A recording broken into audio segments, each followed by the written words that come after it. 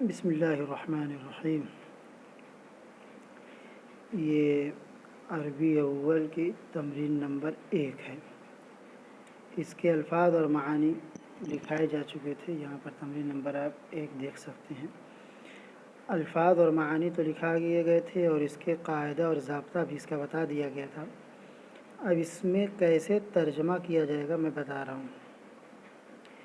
آپ کو یہ بات معلوم ہونی چاہیے کہ جملہ کوئی بھی ہو اس کے اندر کم سے کم 2 جز ہوتا ہی ہے، یا تو وہ فعل اور فاعل سے مل کر کے جملہ پورا ہوگا، یا پھر مبتدا اور خبر سے مل کر کے جملہ پورا ہوگا۔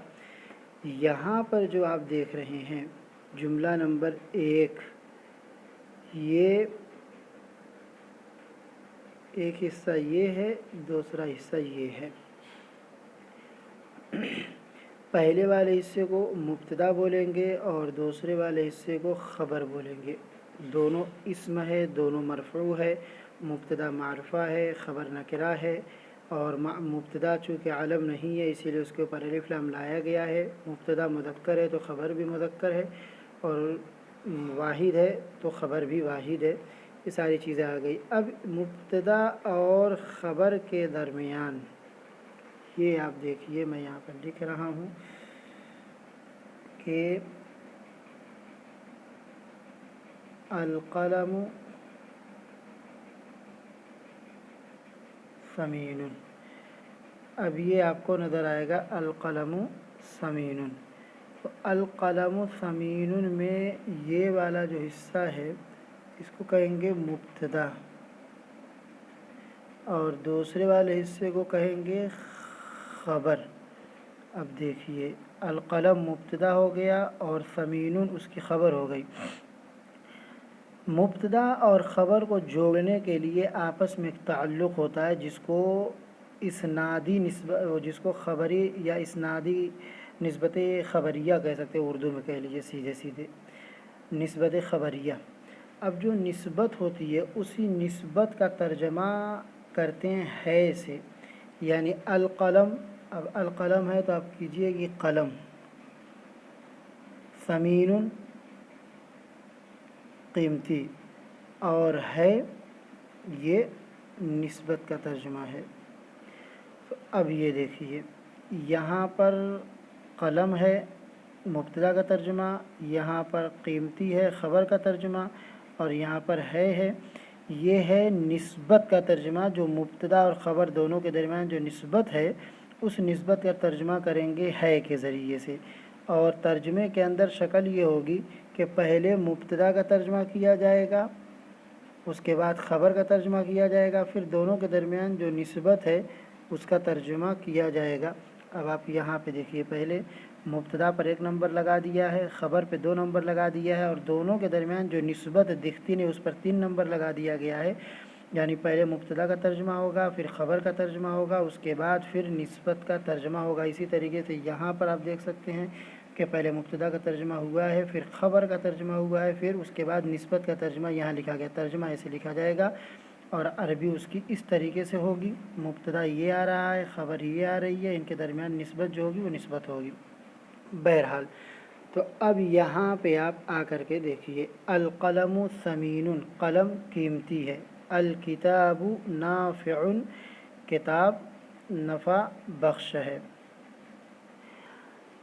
العلم نور، علم روشنی ہے، الثوب نظیف، کپڑا صاف ہے، المیدان واسع، میدان کشادہ ہے، الخادم حاضر، نوکر موجود ہے، العالم محترم، عالم قابل احترام ہے، التاجر امین، تجارت کرنے والا امانت دار ہے، المروحۃ مشغلۃ، پنکھا چالو ہے چل رہا ہے، البنت ذکیۃ، لڑکی ہوشیار ذہین ہے، السیارۃ جدیدۃ، ٹیکسی یا موٹر گاڑی یا کار کچھ بھی کہہ سکتے ہیں، کار نہیں ہے، المکتبۃ مفتوحۃ، لائبریری کھلی ہوئی ہے، الشمس مشرقۃ، سورج نکلا ہوا ہے، الحیاۃ صعبۃ، زندگی دشوار ہے، الطالبۃ مجتہدۃ، طالبہ محنتی ہے،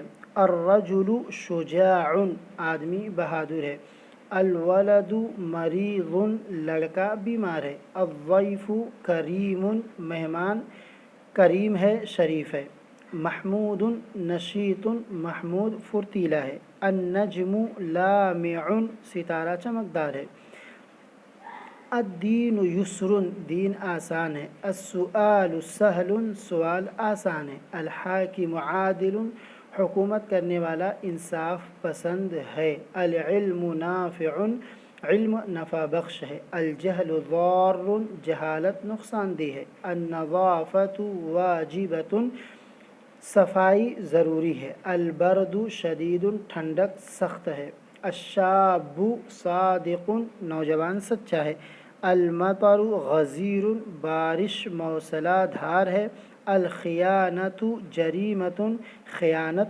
جرم ہے۔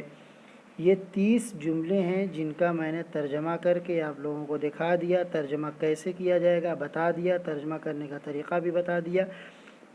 اب آپ لوگوں کو کرنا یہ ہے کہ جو ان کے الفاظ یعنی 30 جملے کے اندر 32 الفاظ آپ کو مل گئے ہیں، اب اس کے اندر آپ جوڑ توڑ کیجیے، اپنے حساب سے گھٹانا بڑھانا کیجیے تاکہ آپ لوگوں کو اور مزید جانکاری ہو۔ جیسے کہ یہاں پر میں نے لکھا جملہ نمبر 11 میں السیارۃ لکھا، مبتدا بن گیا۔ اب دیکھیے السیارۃ مبتدا بن گیا، اب اس میں سے سیارہ مؤنث ہے واحد ہے تو کوئی مؤنث اور واحد کا صیغہ لا سکتے ہیں، جیسے کہ السیارۃ جدیدۃ آیا ہے تو آپ اس کی جگہ پر اس میں سے تلاش کیجئے کہ آپ کے مقصد کا کچھ مل سکتا ہے کہ نہیں مل سکتا ہے، جیسے کہ ثمین ہے، اب اس کو آپ ثمینۃ بنا سکتے ہیں کہ السیارۃ